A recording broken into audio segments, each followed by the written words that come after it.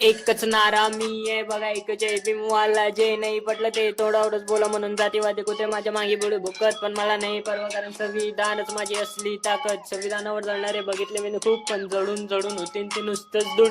इस पार लाएंगे 400 पार, संविधान कर देंगे समाप्त. असे गुर लागले हे बातावर बाता, पण नुसतंच करत राहतील बातावर बाता. कारण आंबेडकर पोरगा हा खंबीरपणे उभा. प्रकाश आंबेडकर साहेबांचा एकच इशारा, 2018चा इतिहास बघा, महाराष्ट्र नेता का भारत बंद केलता, म्हणूनच पण संविधान बदलायचे करू शकता बड्या बड्या बाता. हा आंबेडकर पोरगा देशील संविधानाच्या रक्षणासाठी हमेशाच खंबीरपणाने उभा. प्रकाश आंबेडकर साहेब यांच्यासाठी आमच्या मनात खूप मानपान, सन्मान आणि रिस्पेक्ट.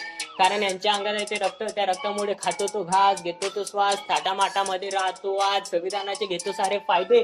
आणि या सर्व गोष्टींचा क्रेडिट फक्त मिस्टर आंबेडकरांना. तर तुम्ही काय म्हणता आम्ही संविधान बदलू, संविधान बदलून एक नवीन घडू, हे बोल मी त्याच लोकांकडून ऐकले. ते शिक्षण शाळेच्या बाबतीत हमेशाच मागे होते. यांना तर कधी यांच्या शाळेचा 9वीचा निबंध लिहून जमत नाही.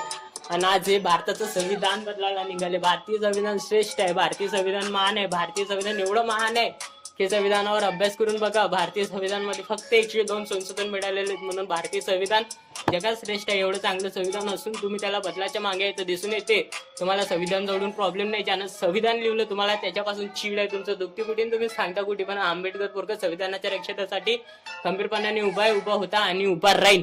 जय भीम, जय संविधान.